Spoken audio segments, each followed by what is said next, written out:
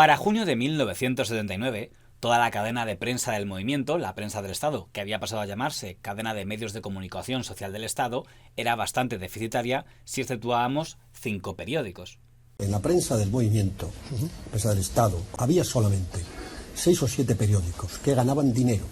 Los demás lo perdían todo. Finalmente eran La Nueva España de Oviedo, Información de Alicante, Sur de Málaga, Alerta de Santander, Levante de Valencia. Y los demás, todos perdían. ¿Cómo va a hacerse sociedades laborales en empresas en las que se pierde dinero? Y de ellos, quizá uno de los más deficitarios era precisamente el diario Arriba, el periódico del Estado, el periódico público de Madrid, que inicialmente había nacido como una revista del partido político Falange Española, de escasa difusión, pero que, a raíz de convertirse en el periódico oficial del Estado en 1939, tuvo una gran influencia y difusión durante la primera década de la dictadura. Sin embargo, a partir de los años 60 había comenzado a descender, y para 1969 era el periódico de menor tirada de los generalistas que salían por Madrid. A pesar de ser el periódico del movimiento fundado por José Antonio Primo de Rivera, el Arriba apoyó el proceso de transición, porque a fin de cuentas era un periódico que estaba al servicio del gobierno, y en ese momento el gobierno era el señor Adolfo Suárez, con el señor don Alejandro Armesto como director. Apoyó, por tanto, la legalización del Partido Comunista y hasta invitó al líder comunista, señor Santiago Carrillo, a que fuera a la redacción, cosa que indignó a los más ultras que desde el Alcázar decían que el Arriba estaba traicionando a sus principios. Ya no está, quitaron las flechas, claro, había desaparecido el movimiento, evidentemente se quitó el yugo de las flechas, no costó nada. Aunque también yo creo recordar muy vagamente que no todos los periódicos, y especialmente al Alcázar, les gustó que desapareciera el yugo de las flechas, pero no tenía ningún sentido. Hubo dos grandes acusaciones del Alcázar, una que habían quitado los símbolos y que es un atentado, y otra que decían, no sé si fue verdad, que habían invitado a Santiago Carrillo a la redacción del Arriba. Santiago Carrillo estuvo comiendo en la redacción de Arriba. Alejandro Armesto inició unas comidas con líderes políticos en las que estuvieron Fraga, Carrillo, Carlos Hugo y no recuerdo algunos más. Evidentemente que Santiago Carrillo estuviera en la redacción de Arriba, pues era eso. Pero es que nosotros queríamos hablar con todos los líderes políticos y que nos contaran cosas. Y fueron comidas muy divertidas. Para los nostálgicos dirían, es la mayor traición, es Satanás. Seguramente, pero era la normalidad. Es decir, yo creo que Santiago Carrillo, independientemente de su historia, que me da lo mismo, todos tenemos alguna historia, Santiago Carrillo hizo un enorme favor a la democracia apoyando la monarquía parlamentaria y la bandera nacional e integrándose en la normalidad democrática. Yo creo que ese reconocimiento es fundamental. Después de las elecciones de 1979, se había asegurado que el gobierno planeaba un proceso para renovar el diario Arriba. Ya le había retirado el yugo y las flechas del logotipo, y se especulaba que el periodista suarista, señor Pedro Rodríguez, iba a ser nombrado director para iniciar una nueva etapa en el periódico con una nueva inversión. Lo de Pedro fue una cosa curiosa. Evidentemente a Pedro le llamaron, le ofrecieron la dirección del periódico, con Alejandro Armesto de cuerpo presente, entre comillas, lo cual me parece de poco buen estilo. Y Pedro Rodríguez fue a pedir permiso a Alejandro para hacer una reunión con la redacción para explicar sus planes.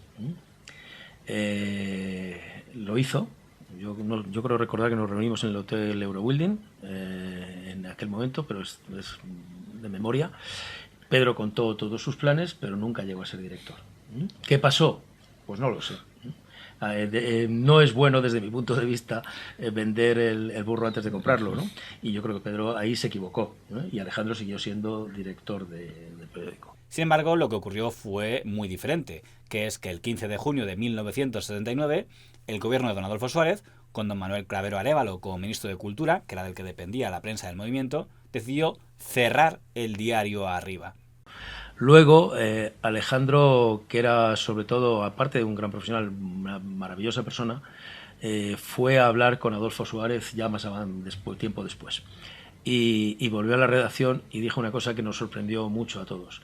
He estado hablando con Adolfo, ha estado encantador, y me ha dicho que si fuera el diario Pueblo, se cerraría. No me podría prometer que no se iba a cerrar, porque se iba a cerrar, pero que la Arriba no se cerraba. Y yo creo que 15 días después o 3 semanas después el Consejo de Ministros aprobó el cierre del diario Arriba. Y la redacción se quedó un poco... Adolfo, lo que te he dicho antes, era la guerra de guerrillas, entonces a él no le interesaba decir en ese momento que se iba a cerrar el Arriba. Lógicamente, hubo muchas reacciones al cierre de Arriba de los antiguos directores de aquel periódico.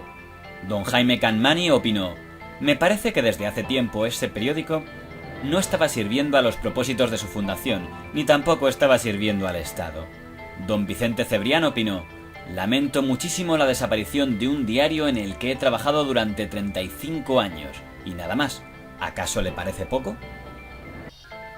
Mucho más solemne, don Antonio Izquierdo escribía: «Hoy no ha muerto Arriba, porque Arriba estaba muerto desde el 20 de noviembre de 1975.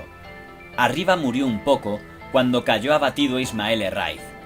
Arriba murió un poco también cuando Emilio Romero, desde la Delegación Nacional de Prensa y Radio del Movimiento, ordenó la mutilación de cabecera tipográfica, arrancando de ella el yugo y las flechas para acomodar el periódico y acomodarse un poco a los vientos del espíritu del 12 de febrero.